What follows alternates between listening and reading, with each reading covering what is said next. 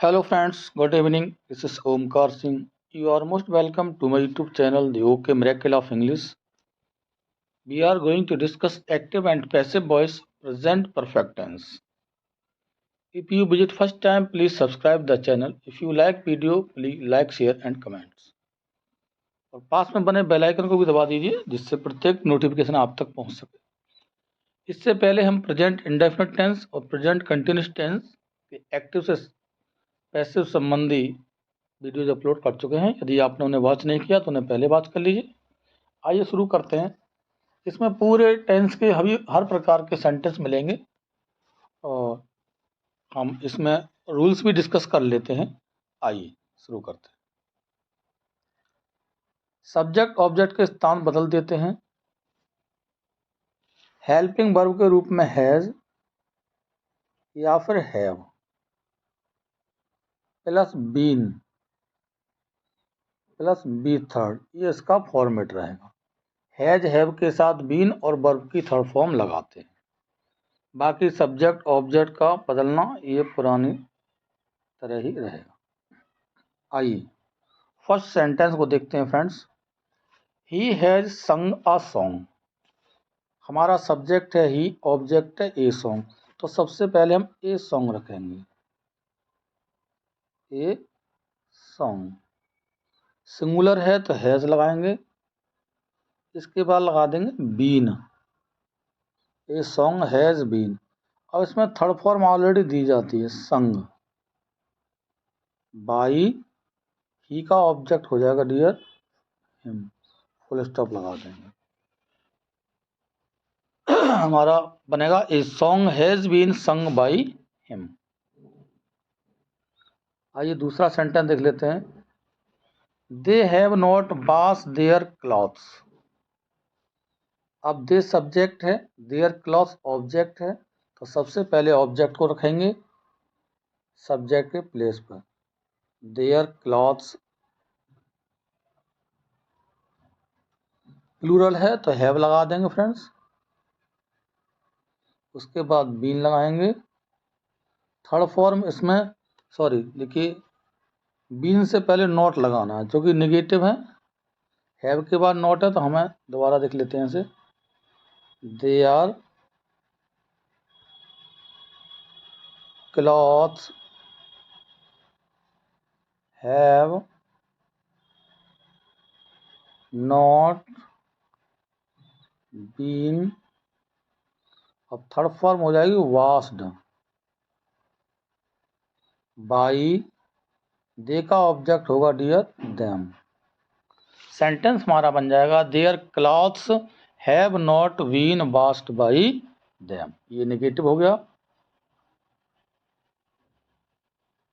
आइए आगे देखते हैं। हमारा जो नेक्स्ट है तीसरा sentence. Have I not taught you English. जब हेल्पिंग वर्ब से शुरू है तो हेल्पिंग वर्ब ही लाएंगे। अब हमारा जो ऑब्जेक्ट है यू है और इंग्लिश से, यू है इंग्लिश से, कोई सा भी सब्जेक्ट बना सकते हैं। तो डायरेक्ट ऑब्जेक्ट को और इनडायरेक्ट ऑब्जेक्ट में से किसी को भी चुन सकते हैं। तो कोशिश करिए इनडायरेक्ट ऑब्जेक्ट को ही रखिए।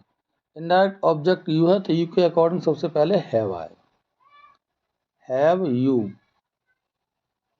नेगेटिव है तो सब्जेक्ट के बाद नॉट लगा देंगे, इसके बाद बीन लगाएंगे।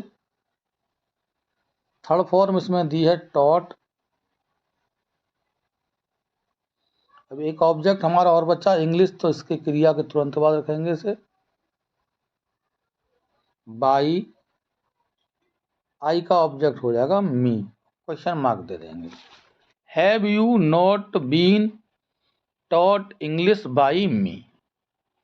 ये तो हमारा इनडायरेक्ट ऑब्जेक्ट से लिया था।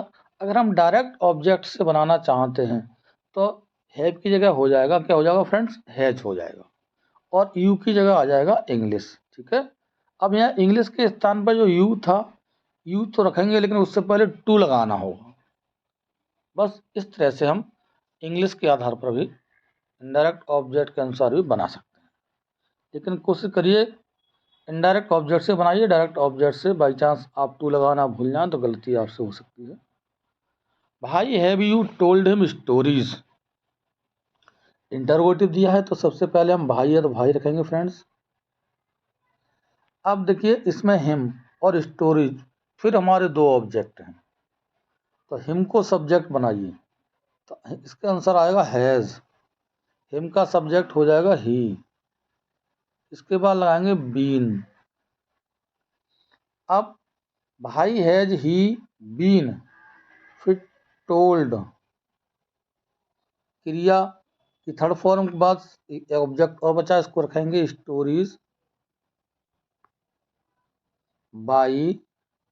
यू का ऑब्जेक्ट होगा यू, क्वेश्चन मार्क दे देंगे।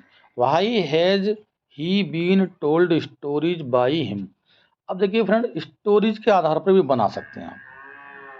जैसे बना सकते हैं भाई हैव लगाएंगे, फिर why have stories been told to him by you. इस तरह से भी हम बना सकते हैं। लेकिन मैं आपको सलाह दूंगा कि आप इनडायरेक्ट ऑब्जेक्ट को सब्जेक्ट रखें। Who has taught them Sanskrit.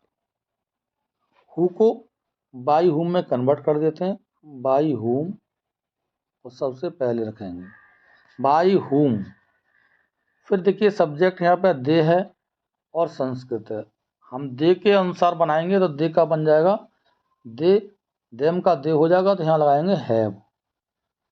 By whom have दे। इसके बाद लगाएंगे बीन, और थर्ड फॉर्म हो जाएगी टॉट, इसमें दी है ऑलरेडी, टॉट संस्कृत।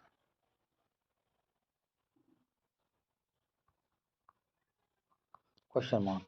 इस सेंटेंस को कई तरह से हम बना सकते हैं। एक तो बन गया आपका by whom have they been taught Sanskrit. Who से बना सकते हैं सीधा सीधा, who who has been taught,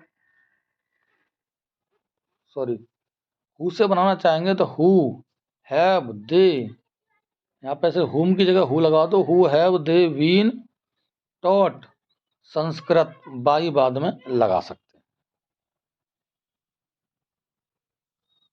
next है हमारा whom have you given a pen. देखिए हुम को हु में बदल देते हैं। अब यहाँ हैव यू के अनुसार आया है, अब ये सब्जेक्ट का वर्क भी कर रहा है हमारा, इंट्रोगेटिव वर्ड भी कर रहा है, तो ये सिंगुलर माना जाता है, तो हैज हो जाएगा। Who has been, who has been given a pen by, you का ऑब्जेक्ट यू हो जाएगा। Who has been given, who has been given a pen by you. Next देखते हैं, how much sugar has Kavita bought. अब इसमें हाउ मच शुगर, इसे सबसे पहले लेंगे, हाउ मच शुगर। अब ये सिंगुलर है तो जब मच आएगा तो मतलब अनकाउंटेबल नाउन है तो हैज लगाएंगे, has been bought, bought by Kavita. Object का सब्जेक्ट और सब्जेक्ट का ऑब्जेक्ट, तो ऑब्जेक्ट हो जाएगा कविता।